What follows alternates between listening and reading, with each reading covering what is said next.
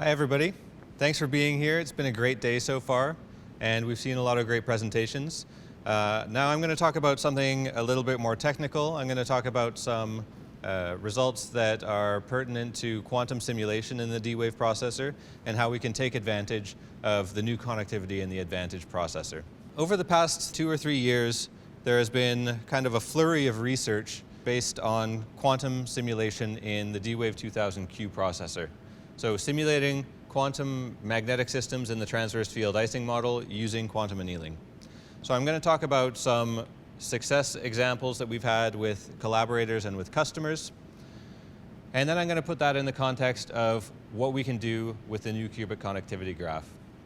All these simulations that we've done so far, or at least the ones that I'm going to mention, can be done in the Advantage processor using shorter chains.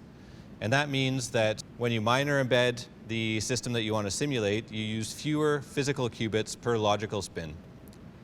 And that means that you're going to get greater fidelity, and it means that you're going to get better performance and faster dynamics in these simulations, and also in an optimization context. We haven't had access to this chip for very long, so I've only been able to do a little bit of experimentation. So I'm just going to show you a couple of data points that suggest that we can expect great performance benefits from the Advantage processor. I'll just give some background examples on really interesting simulation results that we were able to do with the D-Wave 2000Q processor. And this really started off with some seminal work by Richard Harris et al. At D-Wave. And this experiment was on the subject of simulating quantum three-dimensional spin glasses. So we're able to embed three-dimensional spin glass, a cubic lattice, using 4 qubits per logical spin.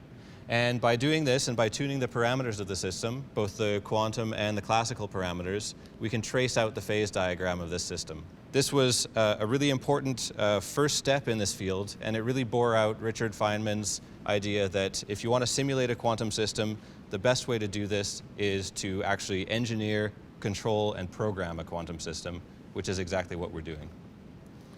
A little bit later, in a collaboration with Oak Ridge National Lab and D-Wave, we simulated the Shastry-Sutherland lattice. This is a really important lattice to condensed matter physicists because of how often it appears in naturally found and synthesized materials such as rare earth tetraborides. And you get this sort of square and triangular lattice.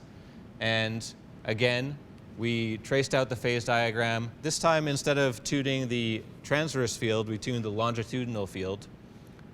And you can see here that we have a really good agreement between the expected results and the experimental results. The expected results are in the white line here, and the experimental results are in the red X's. Even more recently, and this is the most recent thing that I was working on before I got access to the Advantage processor, there was a collaboration between some researchers at the theoretical division at Los Alamos National Lab and D-Wave.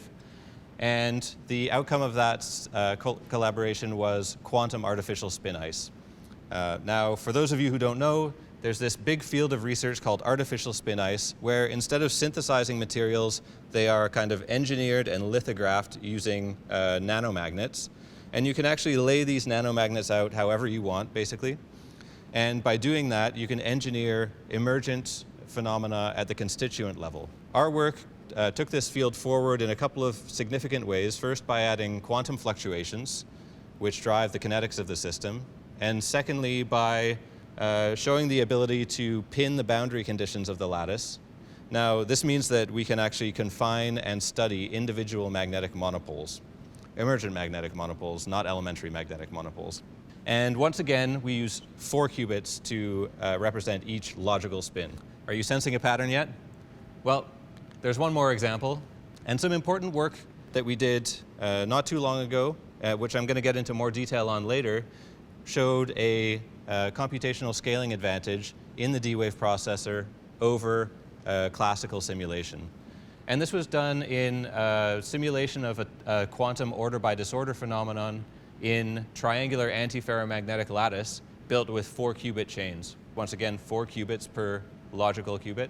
In this system, when you turn on the quantum fluctuations, instead of just getting up and down like you do in the classical Ising model, you get an effective pseudo-spin model, it's called, where you have topological phenomena that are impossible in the classical system. such as vortices, anti-vortices, and the topological phase transitions that Kosterlitz and Thouless got the 2016 Nobel Prize for. I'll show you what we can do with the Advantage processor. Instead of having the Chimera graph in the D-Wave 2000Q, we now have the Pegasus graph in the Advantage processor. For the D-Wave 2000Q processor, we had over 2,000 qubits. Now we have over 5,000. This involves over 1 million Josephson junctions on a single fabricated chip, which is about the size of your pinky nail. The maximum degree has gone way up from 6 qubits connected to any given qubit to 15, which allows better embeddings with shorter chains. And just as a couple of examples, you can now, instead of being able to embed a 3D grid miner that's 8 by 8 by 8, as in the previous model, we can now embed a 3D grid miner of size 15 by 15 by 12. You can now embed a clique miner of size 180 if you have all the qubits working, whereas this was 64 in the D-Wave 2000Q. One of the important things that I'm going to show is that now you have odd cycles. So that means that you can simulate frustrated antiferromagnetic systems without using chains at all. So just to recap these 4 systems that I've shown you already, plus an extra one, all of these 4 systems used 4 spins per logical spin. In all of these examples, we can improve that to 2 in the Advantage processor. So that's true for the 3D lattice, for the Shastry-Sutherland lattice, for the square ice, for the triangular lattice, and then I'm going to add one more on top of this, Buckminster-Fullerene. So I'm going to show a cute example of something that you can do with no chains at all. So these and other interesting lattices, such as a 3D pyrochlore, graphene, and others, are kind of detailed in this archive preprint on the Pegasus architecture. So I encourage you to check that out. Now for the first example, I'm going to show some results on 3-dimensional spin glasses. So again, you're going down from 4-qubit chains to 2-qubit chains. What does this get you in terms of performance? We have here 100 random instances per size, and we have from 5 by 5 by 5 up to 10 by 10 by 10. So that's 125 spins up to 1,000 spins. You can actually go further on the Advantage processor, but I only had a very limited time to do this experiment. So I just went far enough to show you that we're already blowing D-Wave 2000Q out of the water. So you can see that for the easy instances, the small instances, we have roughly the same performance between the 2 processors. And by the time you get up to 8 by 8 by 8, this is the median case out of 100, you're showing about 6 times advantage.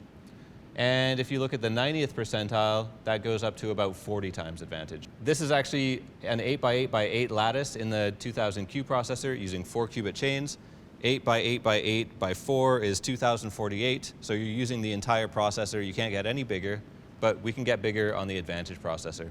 Now, if we look at 8 by 8 by 8 here, and we look at all 100 examples, all 100 instances individually, you can see a really encouraging trend. And the trend is this. For the easy problems, there's not much of a difference between the 2 processors, and for the hardest problems, there's a huge difference between them. So this is exactly the kind of scaling result that we want to see. So I'm going to take a step back to 6 by 6 by 6, and for these instances, in both chips, we're able to embed a fully yielded 3D lattice, which means that if you use an automorphism element of the cube, you don't change the logical problem. So in fact, there are 48 symmetries in the cube, provided you're allowed to turn it inside out, which mathematicians are.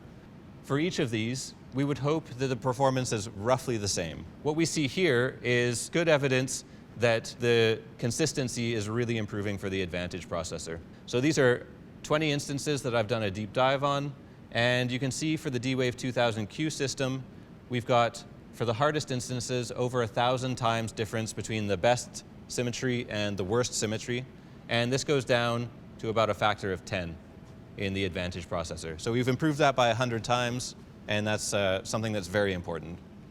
Okay, so that's it for 3D lattices, and I want to talk to you now about simulating quantum fullerenes, which is kind of very cool sounding and cool looking. It's just a nice example that I really like.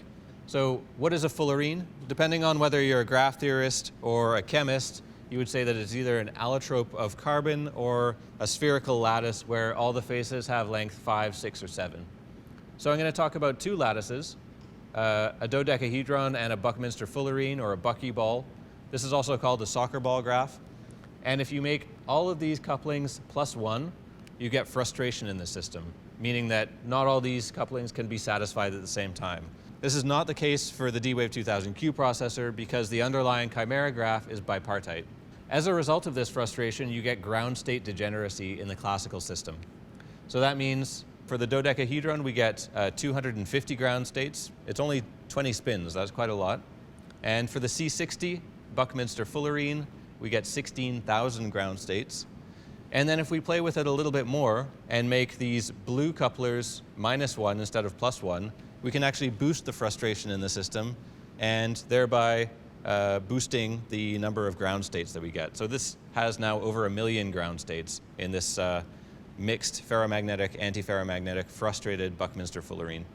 You can embed the dodecahedron 204 times in the graph that we were using at the same time, and the Buckminster-Fullerene 37 times. So here's a picture of 37 embedded Buckyballs, and it looks kind of sparse, but it's much denser than it looks. And in fact, if you total all the qubits we're using here, this is 2,020 qubits, which it's important to note is more than all of the qubits that are available in the D-Wave 2000Q processor. So we're really doing a lot of simulations in parallel here. Now, if you want to understand what this quantum system looks like, you have to look at dimers. So I'll explain what a dimer is. These are two ground states of the dodecahedron, and they have energy -18, classical energy -18, and they have 10 spins up and 10 spins down in an energetically favorable configuration. So from that perspective, they look basically the same as a classical system. But when you add quantum fluctuations, you're going to pick out the ones that have the highest number of non-trivial perturbations, and in that case, these are dimers. So a dimer is a paired upspin and downspin, where each of the upspin and downspin see an upspin and a downspin. So the important part about that is that you can flip this upspin and downspin around without changing the energy of the system. And that means that you can co-tunnel them. So when you add quantum fluctuations, you get quantum tunneling between these dimers. That means that the quantum energy gets lower. So this classical ground state has 6 dimers, this has 5. Therefore, this one is going to have lower quantum energy. And so if we do a quantum simulation of this system, we're going to see this state more often than this state. What we want to see in this quantum simulation is that at the end of the anneal, when the quantum fluctuations are completely eliminated, we see essentially fair sampling of the classical ground states. And this is indicated in these pictures by the orange line. So we've actually enumerated the 250 or 1 million or whatever number of ground states and averaged the number of dimers. So at the end of the anneal, we're basically right on the money. But as you increase the amount of quantum fluctuations, by going further back in the anneal, we should see more dimers on average. And again, this is exactly what we see. So what I've done here is I've taken an anneal, pause, and quench protocol to simulate the system at a given annealing parameter. So even though this seems like just a nice, cute, simple demonstration, it's actually the first time that frustrated antiferromagnet has ever been simulated with a quantum annealer with no chains. So I think that's pretty cool. Now I just want to come back to some earlier work that I mentioned that was on a demonstration of a scaling advantage in quantum simulation using a D-Wave 2000Q processor. The reason that I want to mention it again is that, first of all, I think it's important and it bears repeating. And second, from what I've shown you already, I think that we can expect way better performance in simulations in the Advantage processor. So I'm looking forward to us and other people doing this work. So in 2018, we demonstrated that we can simulate a geometrically frustrated lattice. This is important because you get lots of exotic phenomena. In this system, you can get topological phenomena such as vortices and antivortices. And what we did was we kind of cut through the phase diagram in the vicinity of a topological phase transition, and we got really accurate estimates of the order parameter, so the amount of quantum order by disorder that you're getting from the quantum system. The first paper didn't go into any detail at all about how fast it was, and one of the reasons is it's really hard to measure. So it wasn't until more recently that we followed up with a really detailed study of how fast this system is actually simulated in the D-Wave processor. And the way that we did this was with quantum evolution Monte Carlo protocol, which is a measure in the middle protocol, which is how we do most of our quantum simulation. So I'll just explain that for a minute. What we do is we program the system into the chip, and We also initialize it in an initial condition that we understand really well. We understand the structure of it. And then we take multiple steps, and each step is a reverse anneal. So we reduce at the annealing parameter S to turn on the fluctuations. We pause to let the system converge, and then we turn off the fluctuations, and we read out. And we do this again and again and again. And what you get is very much like a Markov chain where you take one step and then another step and then another, and you can see the system converging towards equilibrium. So here you can see that the quantum annealing processor, the D-Wave 2000Q, and the classical simulation, path integral Monte Carlo, are qualitatively converging in very much the same way from multiple different initial conditions, which are based on topological obstructions. This shows you that we're getting an accurate estimate of equilibrium and that we're converging in a way that is familiar to us. But you'll note that the D-Wave processor is converging in this case about 3 million times faster than the classical simulation. This is a constant time speedup, and this is over a single CPU, so 3 million times over a CPU. But I mentioned a scaling advantage. So what is the scaling advantage in this case? That means that as you change the size of the system, as you make it bigger, the advantage gets bigger. And as you make the system colder, you would expect naively the quantum simulation to be more powerful. And this is exactly what we see. So when we tune the temperature of the system, when we get colder and colder, these simulations are going to slow down. This is natural. The dynamics slow down when you reduce the temperature. However, in the quantum simulation, they slow down much more gently. And as a result, you get a scaling advantage in temperature. Thinking as a physicist, this is very important. Thinking as a computer scientist, you want to look at the system size and make sure that as the problem is getting bigger, your advantage is also getting bigger. And so we study systems of different sizes, and we can see that, again, the severity of the scaling in path integral Monte Carlo is steeper than the D-Wave processor. So we get a scaling in both system size and temperature. This is an absolute speed up, which is over 1 million times over the fastest code. And if you don't work so hard in optimizing it, it's another 10 times faster, so 10 million times faster. And this is a real world application, assuming that you believe that condensed matter physicists studying quantum systems live in the real world. So this is actually experimentally a smoking gun that people were really hoping for.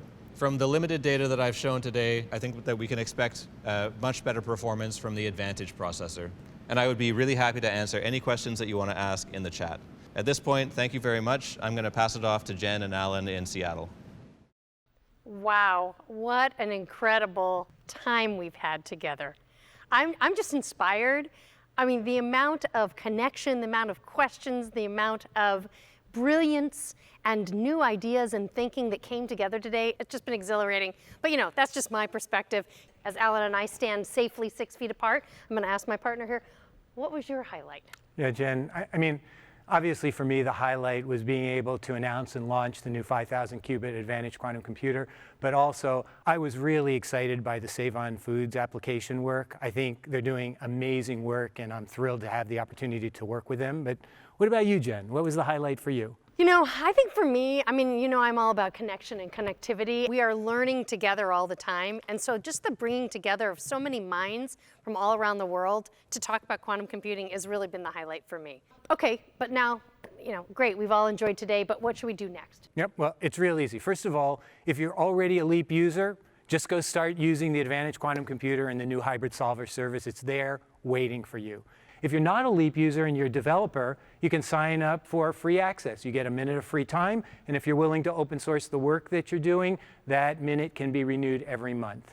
If you are a business and you want to buy time on the LEAP system, just contact us, and we're more than happy to sell you time on our LEAP Quantum Cloud service. If you need help getting started, go to our website and click on D-Wave Launch, and we'll help you get started. That sounds great. So from us at D-Wave, to you, the quantum community, thank you. Thank you for being part of this day with us. Thank you for being part of the learning with us. And here's to bringing quantum computing to the masses. Thank Thanks. you. Bye-bye.